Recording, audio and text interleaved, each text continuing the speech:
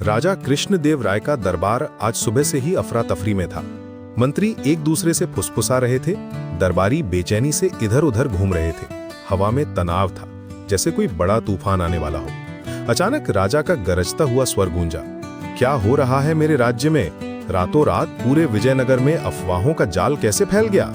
प्रधानमंत्री कांपती आवाज में बोले, महाराज, कल रात से ही व्हाट्सएप पर एक खबर वायरल हो रही है। लोग कह रहे हैं कि कल सुबह सारे बाजार बंद हो जाएंगे और सोने की कीमत आसमान छू जाएगी। बाजार में हाहाकार मच गया है, लोग एक दूसरे से लड़ रहे हैं। दूसरे मंत्री ने जोड़ा, महाराज, कुछ लोग कह रहे हैं कि पड़ोसी राज्य हम पर हमला करने वाला है। गांव-गांव में डर का माहौल है।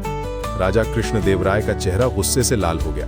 कौन है ये दुष्ट जो मेरी प्रजा को भड़का रहा है? मैं उसे कड़ी से कड़ी सजा दूंगा।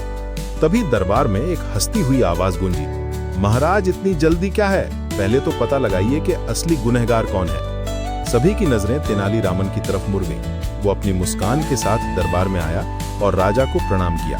महाराज, मुझे कुछ दिन का समय दीजिए, मैं इस समस्या की जड़ तक पहुंचूंगा और सच्चाई सामने लाऊंगा। राजा ने गुस्से में कहा, ठीक है तेनाली, लेकिन जल्दी करो, हर गुजरते दिन के साथ स्थिति और बिगड़ती जा रही है।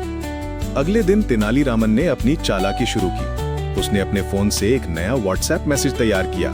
अरे यार, सुना है कल रात राजा के खजाने से सोने के सिक्के गायब हो गए हैं। कहते हैं जो भी इसकी जानकारी देगा उसे 1000 स्वर्ण मुद्राएं मिलेंगी। उसने ये मैसेज सबसे पहले एक दरबारी को भेजा और फिर चुपचाप देखने लगा। पहले दरबारी ने तुरंत अपने दोस्त को फॉरवर्ड किया, यार ये देख क्या मिला है, शायद हमें भी कुछ मिल जाए। दूसरे ने उत्साह से कहा, वाह, मैं भी अपने सभी कॉन्टैक्ट्स को भेज देता हूँ। और बस शुरू हो गया अफवाहों का खेल। 1 घंटे में ये मैसेज पूरे महल में फैल गया। रसोइये से लेकर पहरेदार तक सभी इस सुनहरे मौके के बारे में बात कर रहे थे। तेनाली चुपचाप सबको ऑब्जर्व कर रहा था। उसने देखा कि कैसे हर व्यक्ति मैसेज को थोड़ा बदलकर आगे भेज रहा है। कोई कह रहा था 2000 मुद्राएं मिलेंगी, कोई कह रहा था चोर को पकड़ने वाले को राजकुमारी से शादी मिलेगी। हर फॉरवर्ड के साथ कहानी और भी रोमांचक बनती जा रही थी। दूसरे दिन तक यह अफवाह पूरे शहर में फैल चुकी थी। लोग महल के बाहर भीड़ लगाकर खड़े थे। सभी को लगता था कि वो चोर को पकड़ने में राजा की मदद कर सकते हैं। कुछ लोग तो अपने पड़ोसियों पर शक करने लगे थे।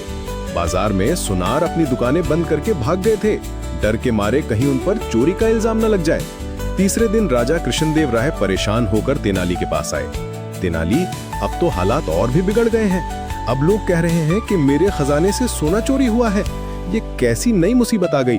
तेनाली मुस्कुराया, महाराज, कल दरबार में सभी को बुलाइए, मैं सच्चाई सामने रख दूंगा। अगले दिन दरबार भरा हुआ था। राजा से लेकर छोटे कर्मचारी तक सभी मौजूद थे। तेनालीरामन बीच में खड़ा हुआ और बोला, महाराज और सभी दरबारियों, आज मैं एक बहुत बड़ा राज खुलने जा रहा हूं। सभी की सांसें रुक गई। तेनाली ने अपना फोन निकाला और कहा, जो मैसेज आप सभी को मिला था खजाने की चोरी के बारे में, वो मैंने ही भेजा था। दरबार में सन्नाटा छा गया। फिर अचानक सभी एक साथ चिल्लाने लगे, क्या? ये कैसे हो सकता है? तुमने हमें बेवकूफ बनाया, ये तो धोखा है। तेनाली ने हाथ उठाकर सभी को शांत किया।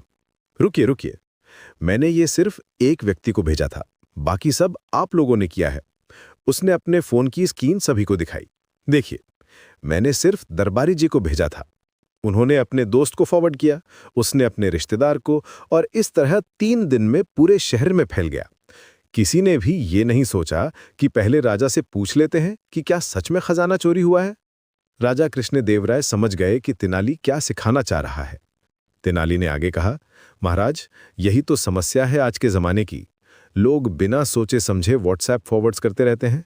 कोई भी फेक न्यूज़ बना देता है और लोग उसे सच मानकर आगे भेज देते हैं।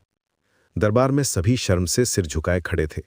तेनाली की आवाज में अब गंभीरता थी। दोस्तों, आज से याद रखिए, जब भी कोई व्हाट्सएप फॉरवर्ड आए तो पहले अपने दिमाग से पूछिए कि क्या ये सच है।